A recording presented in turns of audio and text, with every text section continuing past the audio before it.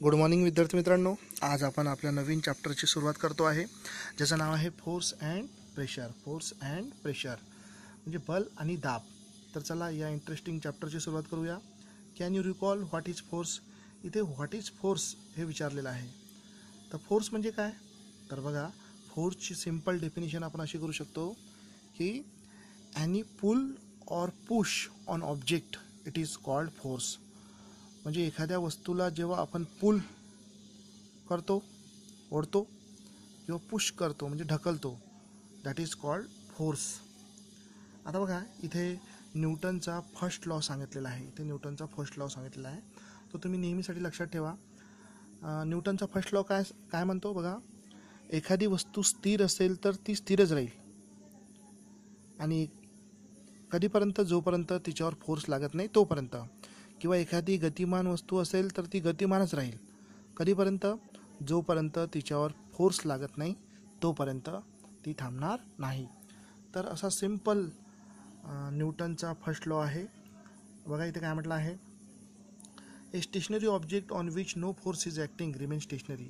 एखादी स्थिर वस्तू असेल तर ती स्थिरच राहील जोपर्यंत तिच्यावर फोर्स लागत नाही तोपर्यंत. मग ती स्थिर वस्तू काय होऊन जाईल? गतिमान होऊन जाईल फोर्स लागल्यावर. An object in motion continue to move with the same speed and direction when no force is acting on the object. समजा एखादी गतिमान वस्तू आहे तर ती गतिमानच राहील, त्याच स्पीडनी जाईल, त्याच डायरेक्शननी जाईल. कधीपर्यंत? जोपर्यंत तिच्यावर फोर्स अप्लाइड ॲक्टिंग होणार नाही तोपर्यंत. तर आय होप तुम्हाला न्यूटनचा फर्स्ट लॉ ऑफ मोशन समजला. पुढे बघा, observe the picture in figure 3.1 and 3.2. हे 3.1चे पिक्चर्स आहे. विद्यार्थी मित्रांनो, ऑब्झर्व करायला यामध्ये काय होत आहे बघा. चला समोर जाऊया आपण. इथे वेरियस ॲक्शन दाखवलेले आहे. Contact and non contact force म्हणजे संपर्क आणि असंपर्क बल. In figure 3.1 A car moves in forward direction when a man applies a force from behind. या चित्रामध्ये हा माणूस या कारला काय करत आहे? पुश करत आहे. काय करत आहे? पुश करत आहे, फोर्स लावत आहे. ए रिलुक्टंट म्हणजे इच्छा नसणारा dog is being pulled by his master. या चित्रामध्ये हा मुलगा या डॉगची इच्छा नसताना याला आपल्याकडे पुल्ड करत आहे म्हणजे फोर्स लावत आहे. पुढे बघा, a boy playing a football is kicking the ball away. तिसऱ्या चित्रामध्ये फुटबॉल सुरू आहे. फुटबॉलमध्ये ह्या मुलांनी ह्या बॉलवर किक अप्लाय केला आहे किंवा फोर्स अप्लाय केलेला आहे, त्यामुळे बॉल उंच उडलेला आहे. What do you observe from this? या तिन्ही चित्रावरून तुमच्या काय लक्षात आलं? A force act on two bodies through an interaction between them. आता ह्या दोन्ही ऑब्जेक्टमध्ये फोर्स लागला गेला. फोर्स काय केला गेला? लागला गेला. पण यांच्यामध्ये कॉन्टॅक्ट आला. कॉन्टॅक्ट आला. तर अशा प्रकारच्या फोर्सला, जेव्हा दोन ऑब्जेक्टमध्ये फोर्स लागतो आणि त्यांच्यामध्ये कॉन्टॅक्ट येतो किंवा इंटरॅक्शन होते, तर अशा प्रकारच्या फोर्सला आपण म्हणतो कॉन्टॅक्ट फोर्स. आय होप तुम्हाला हे समजलं. पुढे बघा, as seen in the figure 3.2. आता फिगर 3.2 बघा. हे बघा 3.2. Iron nail get attracted to the poles of magnet due to the magnetic force. या ठिकाणी मॅग्नेट या आयरन पिनला किंवा आयरन नेलला आपल्याकडे काय करत आहे? अट्रॅक्ट करत आहे, म्हणजे इथे फोर्स लागला. वस्तू जागची हल्ली म्हणजे फोर्स लागला. पुढे बघा, a coconut is falling from the coconut tree. Object are attracted to the earth due to the force of gravity. आता विद्यार्थी मित्रांनो, ह्या चित्रामध्ये बघा. ह्या चित्रामध्ये कोकोनट ट्रीपासून एक कोकोनट फॉल झालेला आहे आणि तो पृथ्वीवर पडलेला आहे. वस्तू जागची हल्ली म्हणजे फोर्स लागला. या ठिकाणी कोणी फोर्स लावला? ग्रॅव्हिटेशनल फोर्सने किंवा फोर्स ऑफ ग्रॅव्हिटीने, आणि म्हणून हा कोकोनट खाली पृथ्वीवर पडला. पुढे बघा, व्हेन ए कॉम म्हणजे कंगवा gets rubbed against hair small pieces of paper kept on the table get attracted to the com.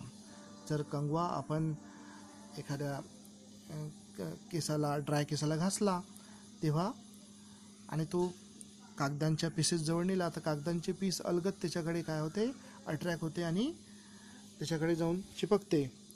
The comb has electrostatic charge and there is an induced opposite charge on pieces of paper and piece stick to the com.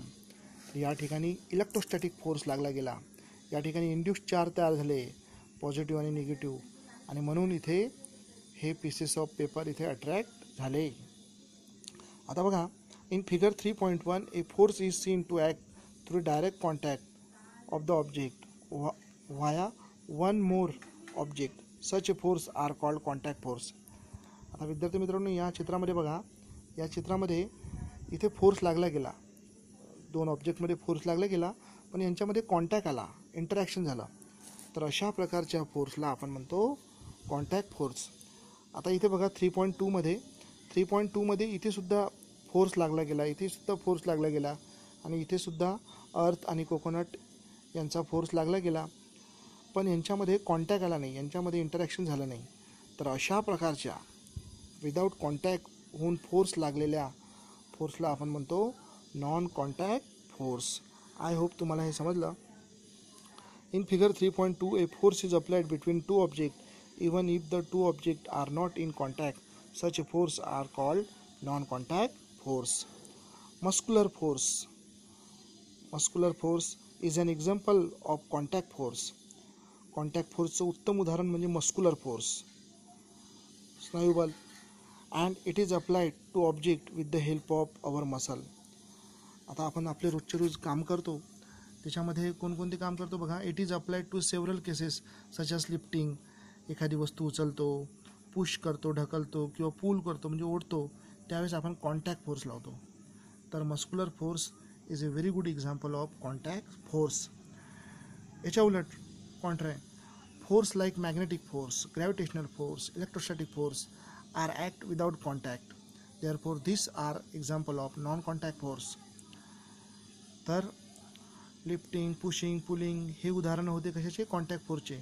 तर या ठिकाणी पहा, magnetic force, electrostatic force किंवा gravitational force, तर हे उदाहरण आहे non contact फोर्सचे.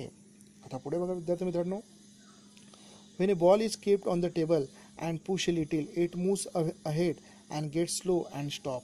एखादा बॉल जर टेबलवर ठेवला आणि त्याला थोडं पुश केलं तर तो थोडा दूर अंतरावर जातो आणि काय होतो, थांबतो. A car running on a plain road travel some distance and stop after the engine is switch off. एखादी कार प्लेन रोडवर सुरू केली आपण आणि इंजन बंद करून दिलं तर थोड्या दूर अंतरावर जाते आणि ती काय होते, थांबते. This is because of the force of friction between the ground surface and object in motion. तर बॉल थांबणे किंवा कार थांबणे हे कशामुळे झालं, फ्रिक्शन फोर्समुळे. आणि हा फ्रिक्शन फोर्स हा ground surface and object in motion यांच्यामध्ये काम करतो. In absence of frictional force the object would have remained in motion. जर त्या ठिकाणी फ्रिक्शनल फोर्स नसता तर त्या वस्तू किंवा तो ऑब्जेक्ट कंटिन्युअस मोशनमध्ये असता. Frictional force is very useful in our daily life. Frictional फोर्सचा वापर आपल्या रोजच्या रोज जीवनामध्ये होतो.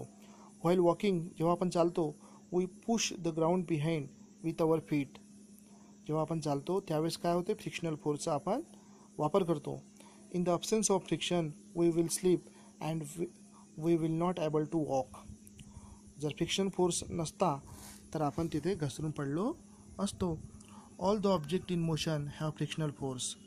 जेवढ्या काही गतिमान वस्तू असतात त्यांच्यामध्ये फ्रिक्शनल फोर्स काम करत असते. Acting on them which is acting in the direction opposite. So I hope तुम्हाला हे आजचा टॉपिक समजला.